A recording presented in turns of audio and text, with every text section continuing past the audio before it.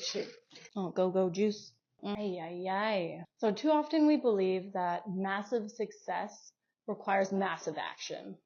Like going from never working out at a gym before to all of a sudden going to get your gym membership and training 5 days a week, maybe 7 days a week, just to get fit or to lose the weight that you want to lose. We put pressure on ourselves to make some sort of earth-shattering change that everyone will notice and everyone will talk about. But in reality, those aren't the habits that end up sticking. I actually heard someone say this once and I loved it. So habits are actually compound interest of self-improvement, which is amazing because you just change 1%, you slowly make changes, you're not going to see anything drastic happen. But over time, it's insane the improvements that you'll end up seeing. And it's an upward scale as soon as you hit a certain point. But the goal is to ride out that flat, boring 1% slow build up until you get that big achievement that you're wanting. A lot of people happen to dismiss small changes because they don't see a whole lot of change in the moment. And it's also an easy way to let bad habits slide. You eat a bad meal or you eat something that's unhealthy, you hop on the scale and the next day it's not going to be a drastic change. So it does go both ways for good habits and bad habits. But in the long run, one brings you up and the other puts you backwards. When it comes to bad habits, the small choices turn into toxic results. Our life is full of 1% choices. You can either make a 1% good choice or a 1% bad choice. In the moment, it doesn't seem to make much of a difference. However, a constant add up of positive versus negative, you're going to get a certain result over the other.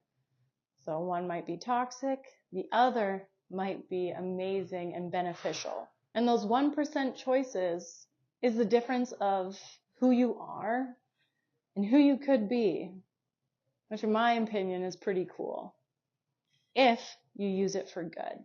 There's a saying, and it's, all good things come from small beginnings. So you might be asking yourself the question, what's the difference between someone who makes the 1% good choices and the 1% bad choices? Someone who ends up in regret, not enjoying life or loving where they are, versus someone who's thriving and seeing improvements and sticking with their 1% positive choices. And this is where goals come into play. Usually the difference between someone who is making the 1% better choices and the person who is not is the goals they have set. But not just the goals, the systems they have put into place to help achieve those goals. One of the biggest faults people will make is they make everything about the goal. That's all they think about, that's all they want. The people that are successful and end up keeping the 1% positive habits that they've made are the people that focus on the system that they put in place and making those positive impacts. It's about the journey. As cliche as that saying is, it's about the journey, not the destination. So the journey is the systems that you put in place in order to attain your goal. So yes, goals are important to have. We love goals, but the purpose of goals is to set you in the direction that you want to go.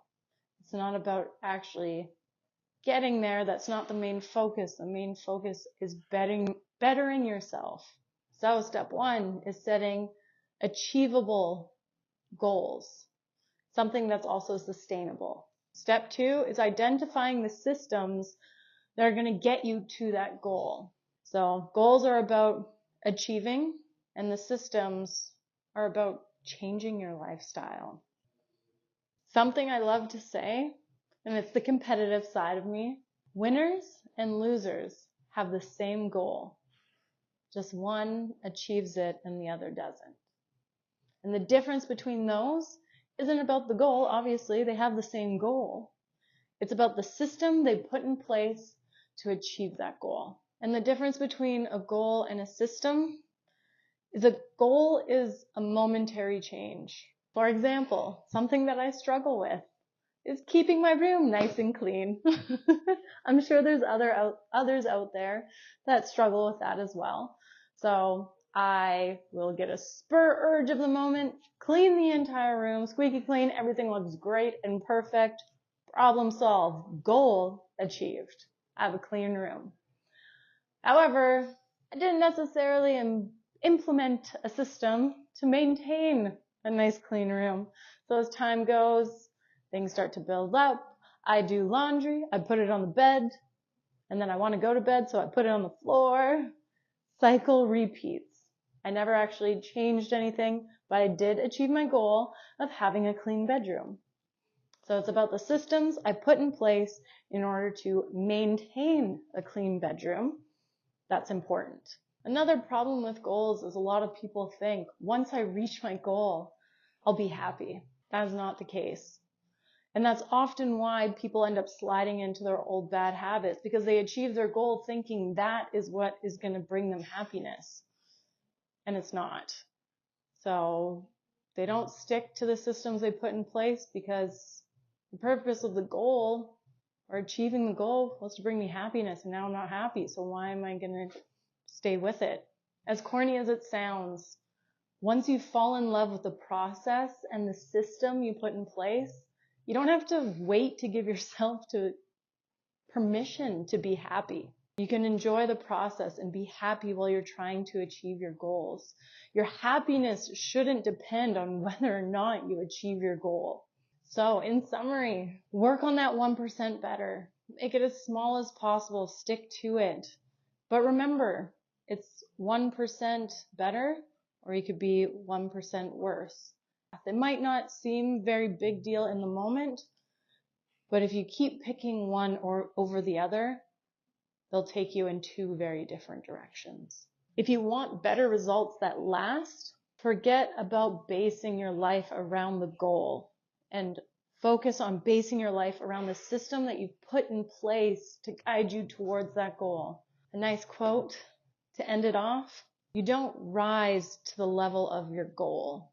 You fall to the level of your system that you put in place. I can work out. I'm all jacked up on pre-pre.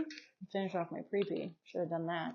These are a lot easier to do while on pre-workout. Yay! Winning. All right.